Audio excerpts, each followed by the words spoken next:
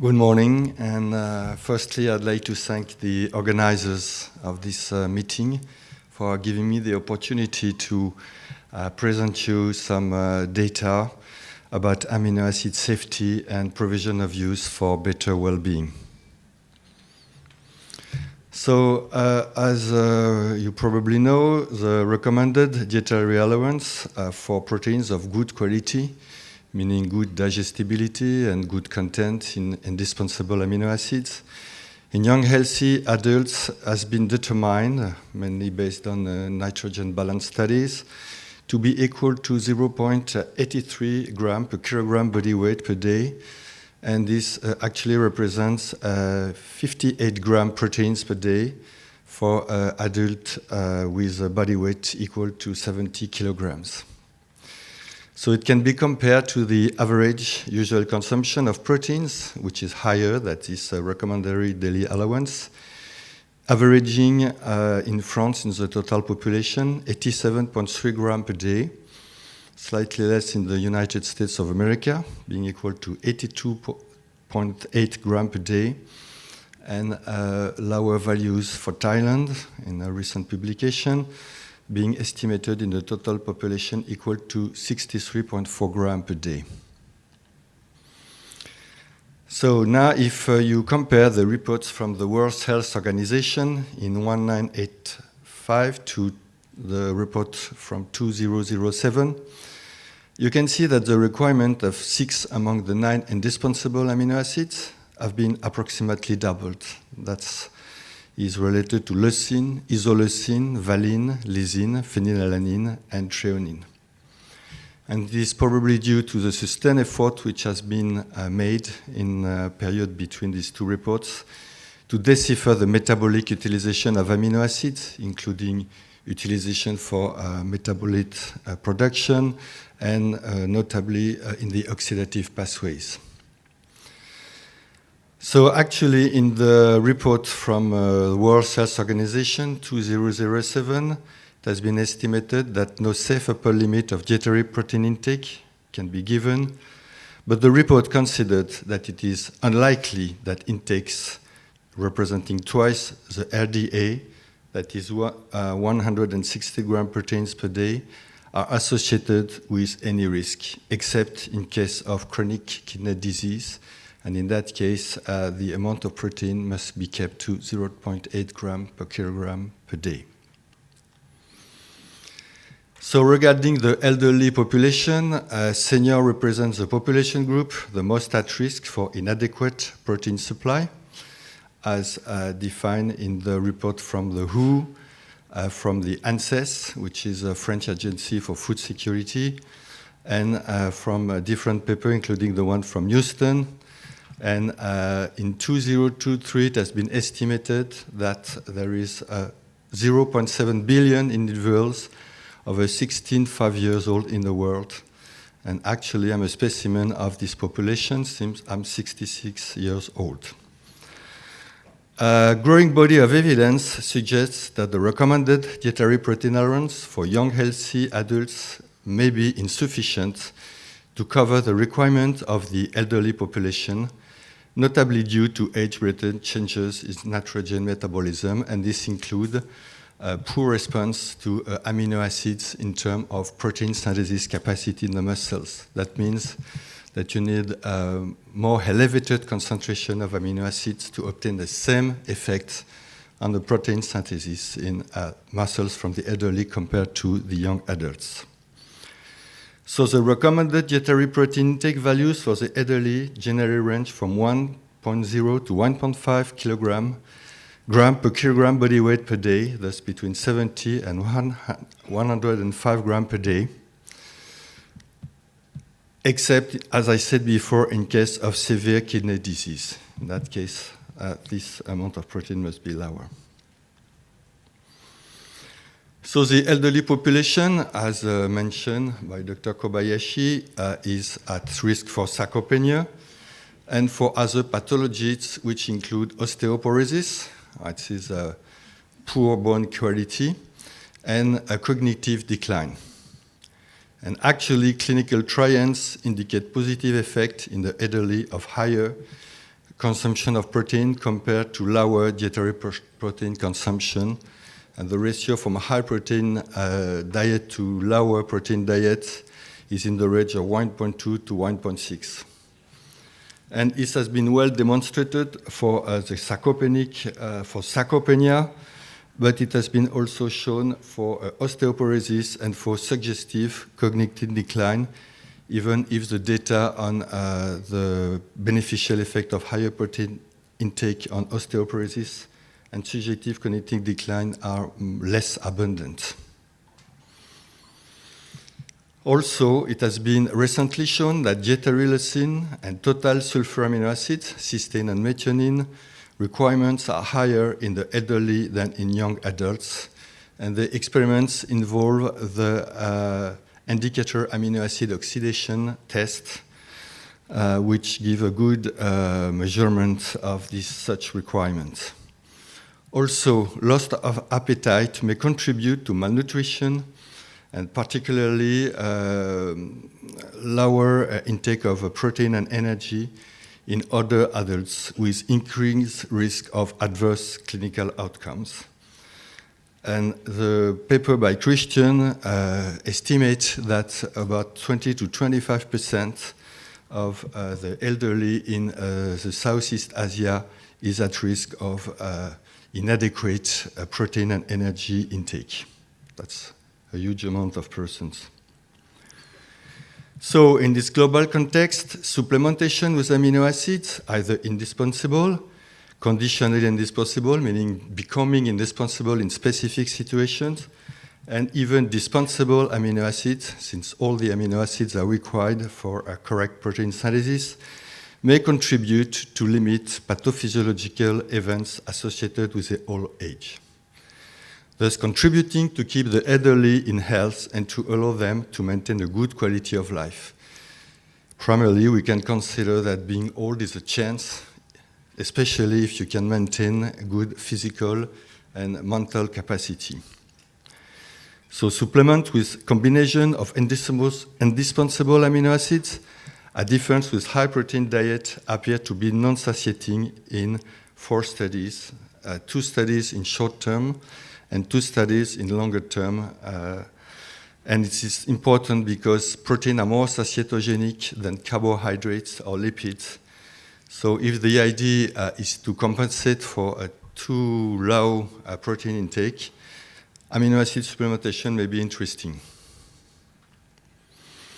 So in that global context, today I'm going to focus on the upper limits for the amounts of amino acids that can be safely used as dietary supplements.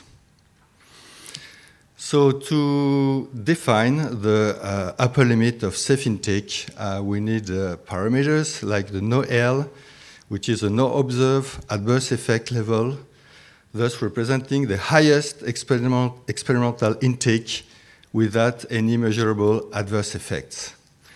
We can also use a low L, which is the lowest observed adverse effects level, which is thus the lowest experimental intake of amino acids which provoke adverse effects.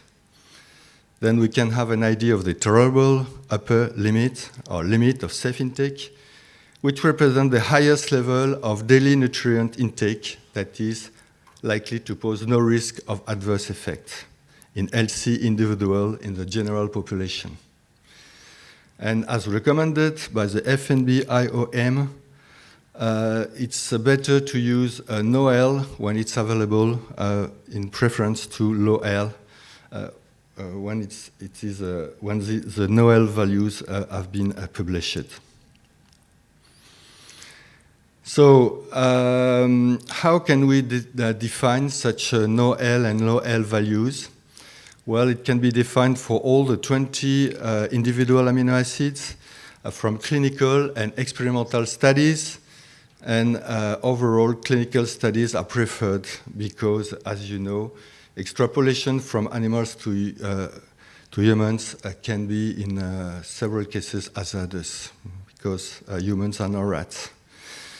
The NOEL, low-L for amino acid measured in animals are much more informative, in our opinion, when, for comparison with human data when expressed in relationship to the usual consumption and for the indispensable amino acids to requirement, as we define with my colleagues in a recent paper published in 2021. When you look at the duration of the experiments, it is usually several weeks. For clinical study, it's between 3 and 13 weeks. In rats, between 4 and 13 weeks.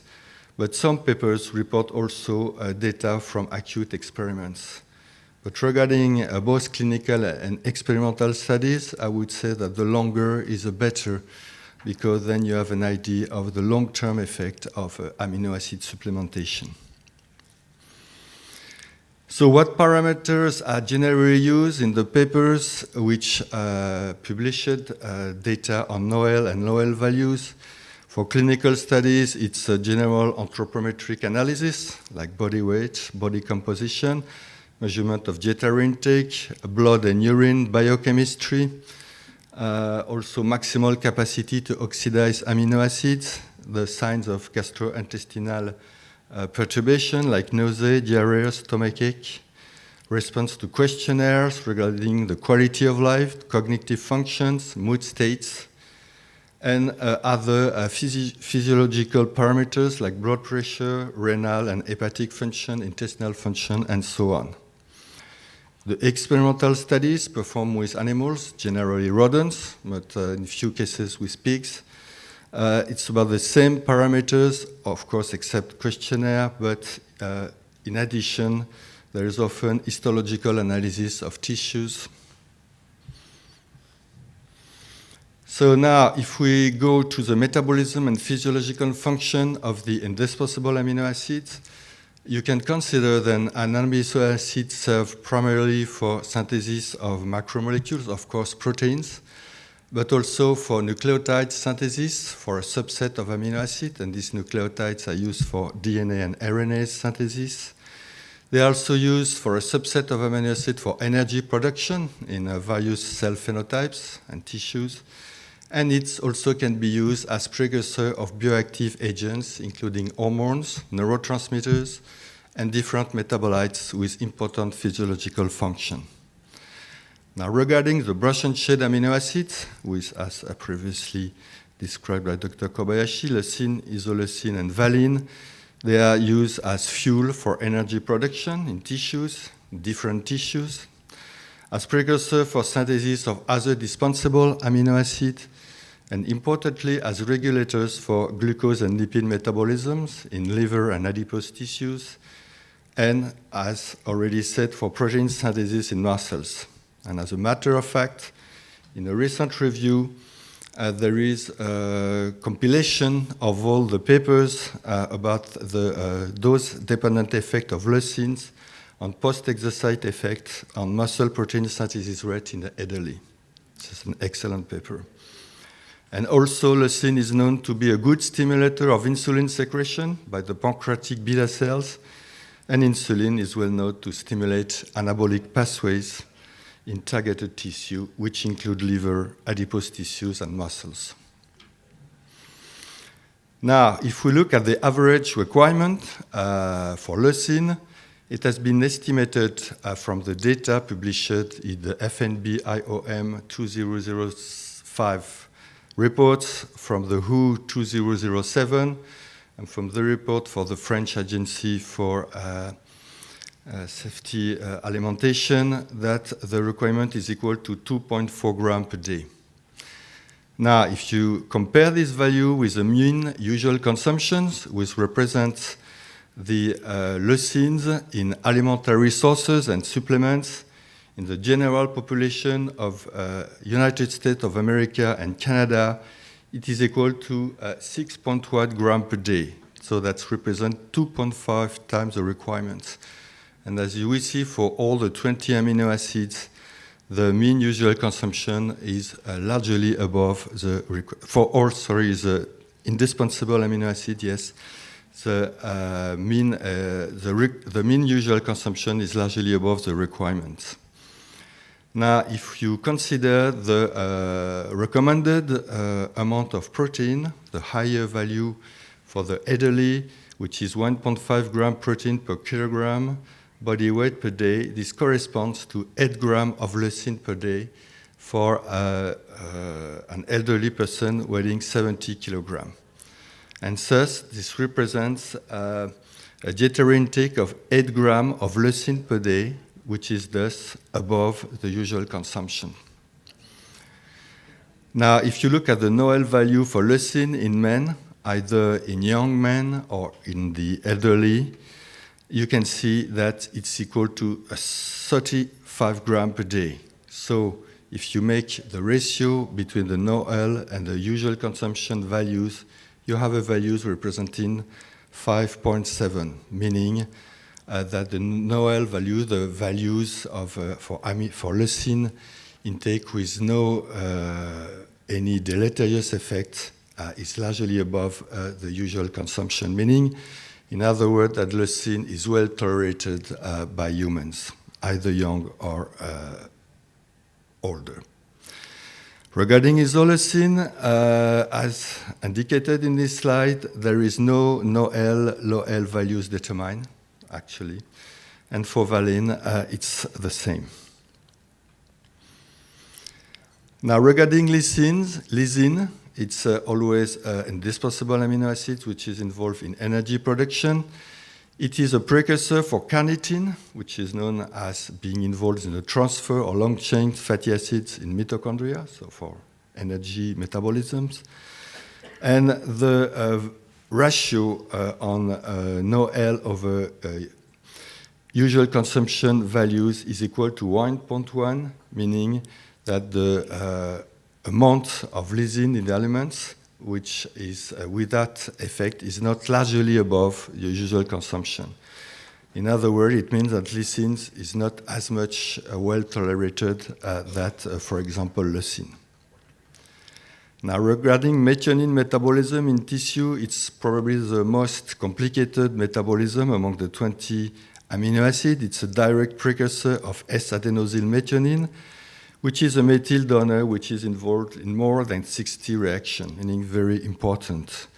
It's involved in the synthesis of creatine, which is a precursor of creatine phosphate, which is important for muscle activity, for the synthesis of polyamines, for cell renewal, for the phospholipid phosphatidylcholine, and for modification of DNA and histone known as epigenetic modifications, thus related to the effect on environment and gene expression.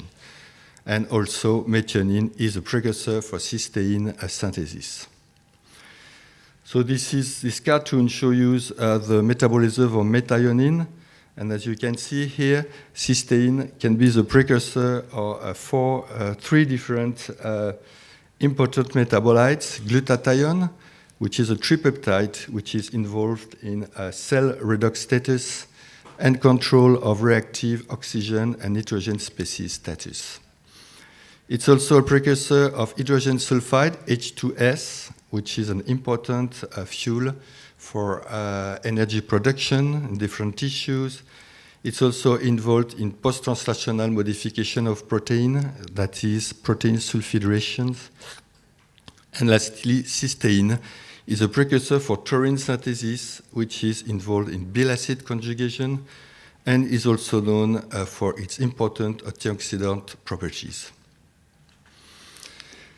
Thus, regarding methionine, the NOEL over usual consumption ratio is equal to 1.8, meaning that this amino acid is rather well tolerated in humans.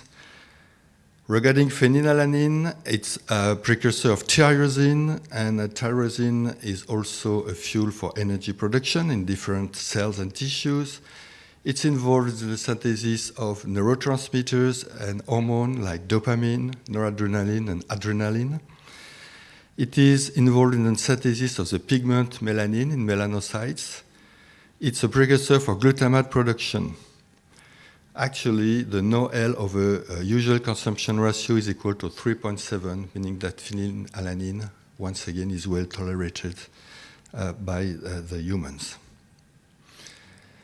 Now, regarding threonine, it's also a fuel for energy production. It's a precursor for glycine production. and the no L and low L values has not been determined in humans yet. Regarding tryptophan, it's also, like other amino acids, fuel for energy production. It's involved in the production of different metabolites in the kynurenine pathways, which is important component of human responses. It's involved in the production of the neurotransmitter serotonin and for the synthesis of the hormone melatonin. It's involved in synthesis of NAD+, which is involved in energy metabolism, and for the synthesis of alanine. The NOEL over UC ratio is equal to 7.6, meaning that this amino acid is very well tolerated by the human body. Now, finally, regarding indispensable amino acid, histidine is involved in the synthesis of carnosine, which is known for its antioxidant properties, for the synthesis of histamine, which is well known as one central mediator in allergic diseases, and also as a neurotransmitter. It's lastly a precursor of glutamate. Now, the NOEL over UC ratio is equal to 3.6, meaning that this amino acid is well tolerated by the body, even at level largely above the usual consumptions. Now, the next question is related to the utilization of data obtained from animal for next clinical studies in humans, and this is related to the three indispensable amino acids, isoleucine, valine, and threonine, for which no clinical data has been, the result from clinical data has not been published yet. So now if you compare this ratio, NOEL over UC, for between rats and human studies, you can see that the values are not vastly different, meaning that rodents is probably an interesting model for trying to extrapolate to humans. You can notice that for lysine, apparently the rats are much more tolerant than humans, so it means that it's maybe not the case for all amino acids. And regarding tryptophan, the first things you can remark is that the tolerance of tryptophan for between male and female rats are different. And apparently the female are better tolerant to high level of tryptophan than male, and we don't know why. And if you compare female rats with women, you can see that the female rats appear much tolerant to tryptophan than women. Now then, if you look at the NOEL over UC ratios for the three amino acids for which you have no data on humans, you can see that they appear rather well tolerated for the three amino acids by rats. And regarding valine, you can see that the tolerance is better for male than for female. So now, what conclusion can be drawn from these different studies? The usual consumption of indispensable amino acids in diet and supplements in the general population in the United States and Canada is well above the requirement, representing between 1.8 to 3.3 times such requirements. So this population consumes more indispensable amino acids than they really need. The NOEL for the 6 indispensable amino acids for which it has been determined is variable, representing between 1.1 times the usual consumption for lysine, so meaning lower tolerance, and up to 7.6 times the usual consumption for tryptophan, meaning very good tolerance. The values for leucine, methionine, phenylalanine, and histidine are intermediate. Now, by comparing the NOEL over UC ratios between rat and human studies, we can see that the values are in the same order of magnitude, with the exception I mentioned before. In rats, the NOELs over UC ratios for tryptophan and valine are different between males and females, meaning that maybe next clinical studies we should perform studies with male and with female and compare the data obtained. Then the NOEL over UC ratio calculated from rat studies for isoleucine, valine, and threonine give a useful but rather rough indication of the doses to be tested in next clinical studies for defining the NOEL values for humans. Now, if we now go to the conditionally indispensable amino acid, let's start with arginine, which you know is produced through an intestinal kidney axis and is used as a precursor of different important bioactive compounds, creatine, polyamine, and nitric oxide, which is known for its vasodilating effect, thus required for the regulation of the arterial pressure. Arginine is also important in urea cycles to eliminate the ammonia in excess and as a precursor of other dispensable amino acids. Arginine is a good stimulator of insulin secretion in the presence of intermediate concentration of glucose and is also a good stimulator for the growth hormone secretion. Actually, it's a clinical study to test the capacity in children to synthesize growth hormone. As you can see here, the NOEL over UC ratio has been estimated to be equal to 4.8 in one study and 1.8 in another study published more recently. Anyway, you can see that this ratio indicates rather good tolerance for arginine. The effect of too much intake of arginine is apparently light gastrointestinal symptoms. Regarding cysteines, no, it has not been determined the NOEL or LOL value. You are only left with data with male rats, and this indicates that the low L over UC ratio is 2.4. Regarding proline, it's a precursor for glutamate synthesis.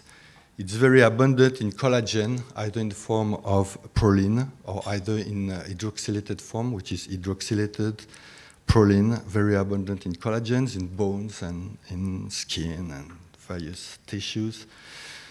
The values of NOEL, LOL are not known in humans. In rats, the ratio indicates that the NOEL over UC ratio is equal to 2.3 in both males and females. Regarding tyrosine, here again, we have no data in humans, and in rats, the LOL over UC ratio is equal to 3.4, and 1.4 for female rats, indicating that female rats are not tolerated amount of tyrosine above their usual consumption. Regarding glutamine, it's produced from glutamate and branch-and-chain amino acids. It's an important precursor for purine and pyrimidine nucleotide synthesis, so involved in DNA and RNA synthesis. It's an important energy source for various cells, notably the intestinal cells, for which it is the main energy sources. And it's used for the synthesis of other dispensable amino acids and for ornithine and citrulline, which are not present in protein but are intermediate in their metabolisms. Also, glutamine is one of the best precursors for glucose production in the liver.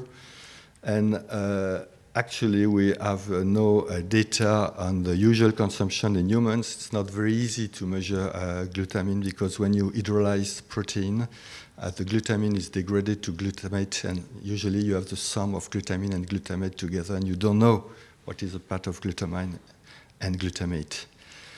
In humans, there's no NOEL values which has been determined, but there is one paper by Shao and collaborators. We propose an observed safe intake being equal to 14 grams per day. Now, regarding glucine, it can be produced from serine, alanine, and threonine. It's a precursor for the synthesis of glutathione, creatine, purine nucleotides, and the M part of hemoglobin. It's also used for the conjugation of bile acids. The NOEL over UC ratio in humans has been determined to be equal to 2.8, indicated rather good tolerance for these amino acids in humans.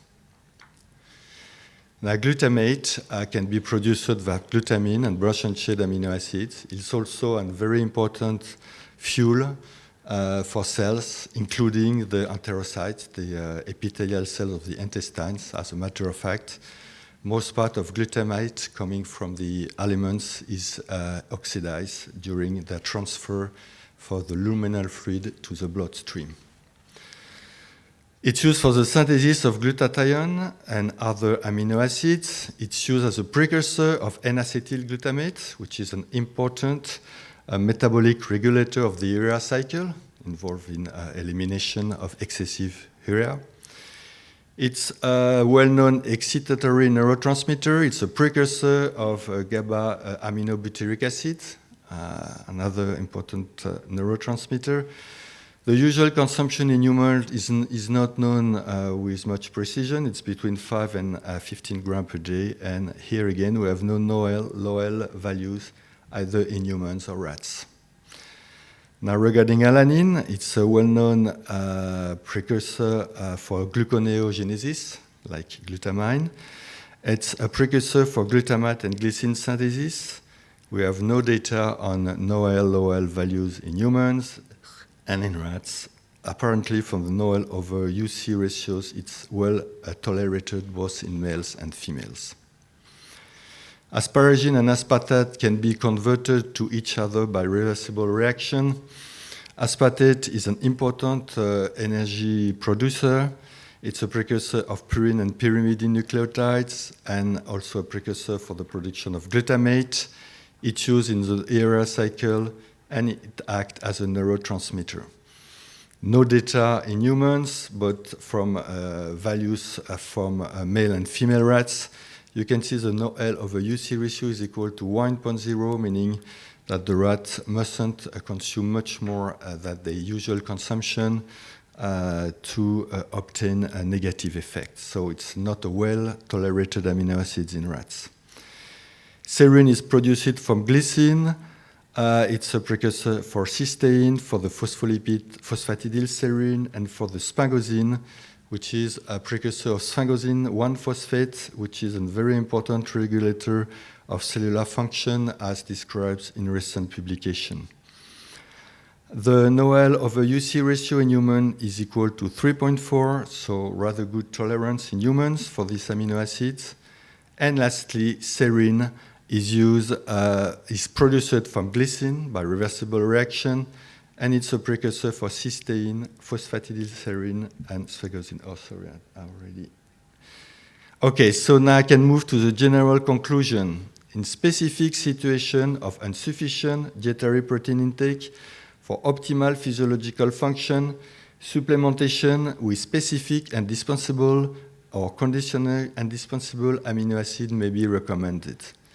Such specific situation may include the elderly population or subpopulation of seniors in either a preventive or curative manner. And it has been very well studied for sarcopenia, but the results are encouraging for osteoporosis and subjective declined function in the elderly, but much more work are needed.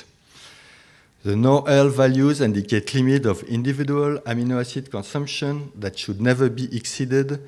This limit of consumption should take into consideration amino acids for all sources, either by alimentary proteins or amino acids that are free in the alimentation, as well as amino acids in supplements. The NOEL values for the 9 amino acids tested, that are leucine, lysine, methionine, phenylalanine, tryptophan, histidine, arginine, glycine, and serine in healthy humans indicate the maximal amount or the upper limit of what can be used in supplements without posing any likely risk of adverse effect. As I said before, for lysine, the NOEL value is similar to the usual consumption value with a ratio equal to 1.1, indicated that this amino acid is not well tolerated. Lastly, for the other 11 amino acids that are isoleucine, valine, threonine, cysteine, proline, tyrosine, glutamate, glutamine, alanine, asparagine, and aspartate, we have no NOEL values being determined in clinical studies, and the experimental studies with amino acids in rats, which has not been done for glutamine, glutamate, and asparagine, give a useful but rather rough indication of the expected NOEL in humans.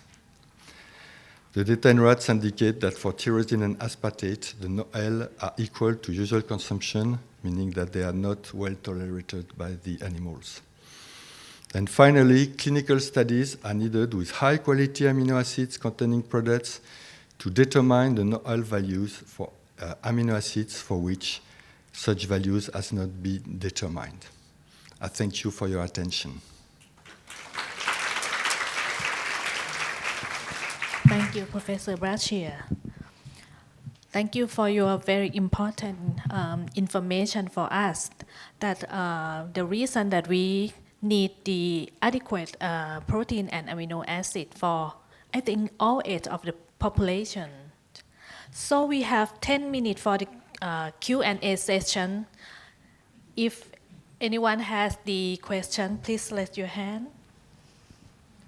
มีคำถามไหมคะ หนาวไหม มีคำถามไหมคะ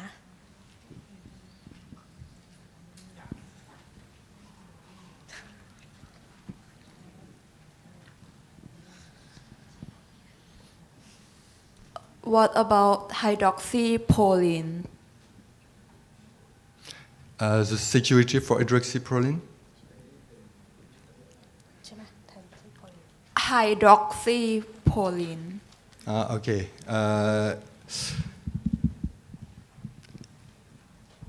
I don't think there is any safety experiments which has been performed with hydroxyproline.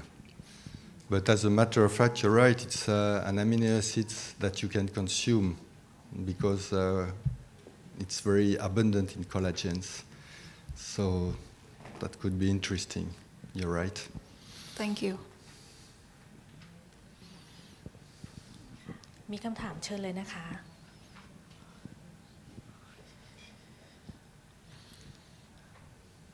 มีไหมคะ เดี๋ยวถามเสร็จแล้วเราจะเบรกสักแป๊บหนึ่งแล้วก็กลับมาเจอกับวิทยากรท่านต่อไป มีคำถามเพิ่มไหมคะ มีด้านนู้นเลยค่ะ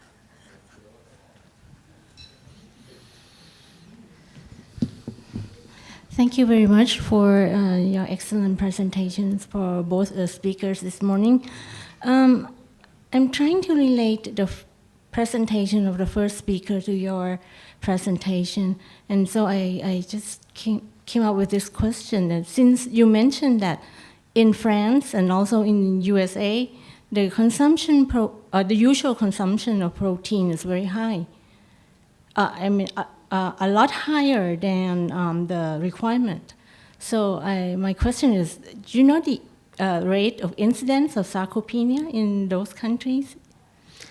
Okay. The prevalence of sarcopenia is not known with very much precision because different clinical tests are used and in different clinical situations. But it is estimated that it can range for above 55 years old between 11 and 30%. Actually, in France, it is considered to represent about between 5 and 10%. So it can be much different according to geographical area, but it's not a data that is known with a lot of precision because we need to have standardized clinical trials like a hand grip test and climbing stairs and so on, and to use patients in similar clinical condition to obtain more precision. But it's not in France. It's a relatively lower incidence of sarcopenia before 80 years old. Okay, thank you very much. But it's an average value, so you can imagine that there's subpopulation of aging people which are more prone to sarcopenia than others.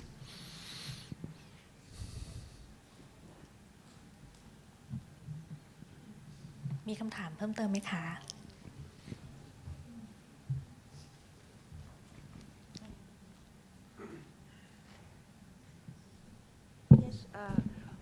May I ask about the branched chain amino acids? Yeah. Yes. So because our liver cannot catabolize them, if we take in high amount, what will it cause any toxicity? Yeah.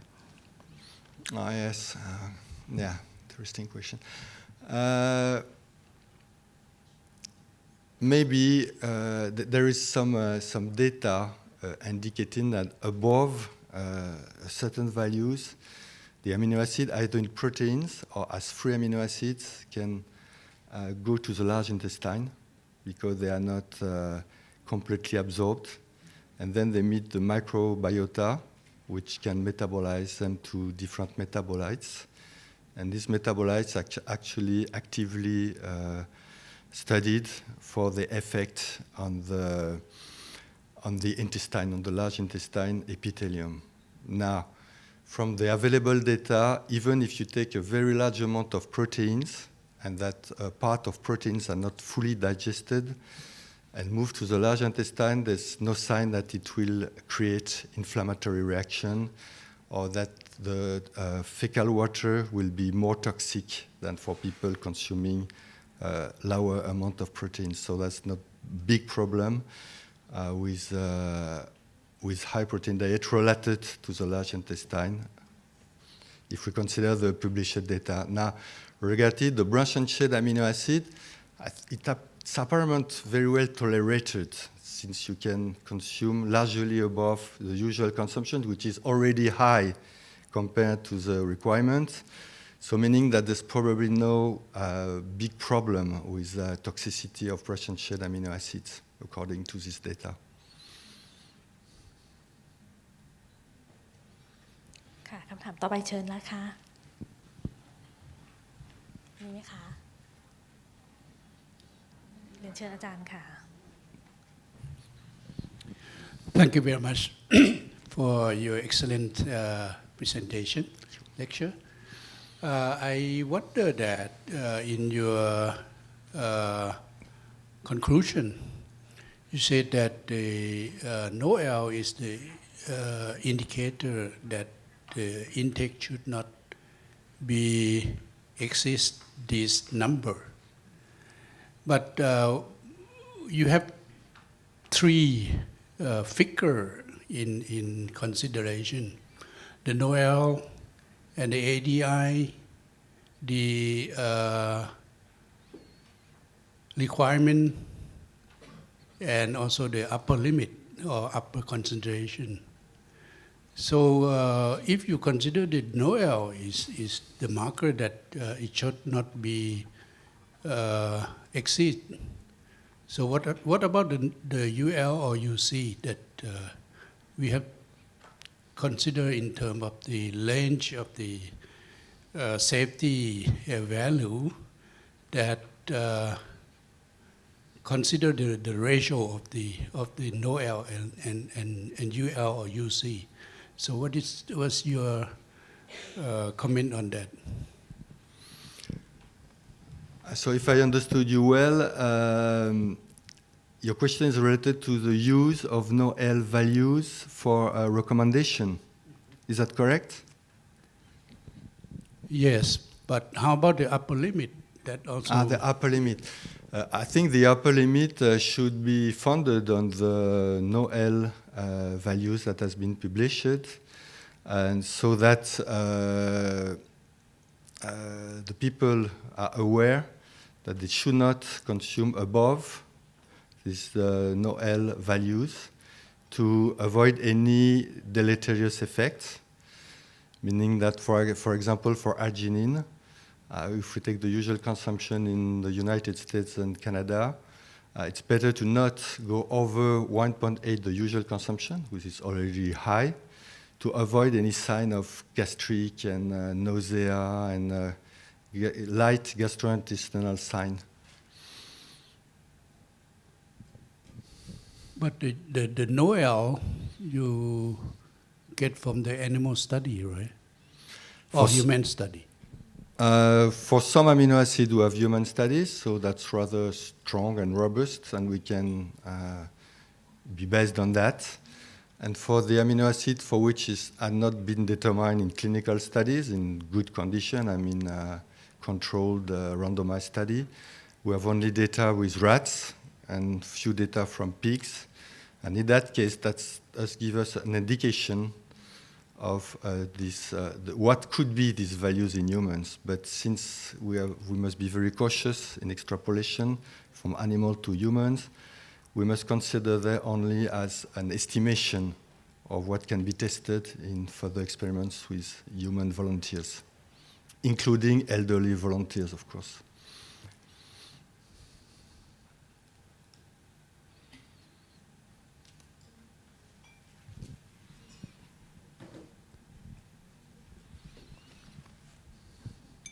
Okay, Kap. Thank you for your presentation. I have a question following this professor regarding the Noel variability. So, why does the Noel vary so significantly between different amino acids? For example, like 1.1 times UC for lysine and 7.6 times for the tryptophan. Well, it means that even if you consume nearly 8 times what Northern Americans consume, which is already right, you will see no sign of no measurable sign of deleterious effects. Now, for lysine, if you consume more than 1.1, the usual consumption, which means approximately the usual consumptions, you will get deleterious effect. I mean, maybe very slight effect like nausea and stomach ache, which is not dangerous really, but it's uncomfortable, which means that this amino acid is not very well tolerated because animals consume exactly what they need and if they consume more than that, it's possibility to have bad signs. So you mean that some specific health concerns or some benefits associated with consuming the levels closer to the NOEL for certain amino acids? Or? Yeah, for some amino acids, I think there is 4 of them. It's better to not go much over the usual consumption because of a risk of bad effects. All right. And maybe one explanation could be, but I'm not sure about that, but I think we need research to know if above a certain amount of amino acids, there's not a risk of competition for the transport of amino acids across enterocytes. And that could be a reason to not go too much higher, because the transporter for amino acids in the intestine, usually they transport several different amino acids, and there could be competitions. So if you go very high in the amount of amino acids, you can have competition between different amino acids that's limiting the transport of an amino acid. So you must consider that it's a global equilibrium for transports and metabolism, and that could be a reason to not go too much high in amino acid supplementation, especially for those amino acids for which deleterious effect has been reported, even at doses not much above the usual consumption, which, as I said before, is high.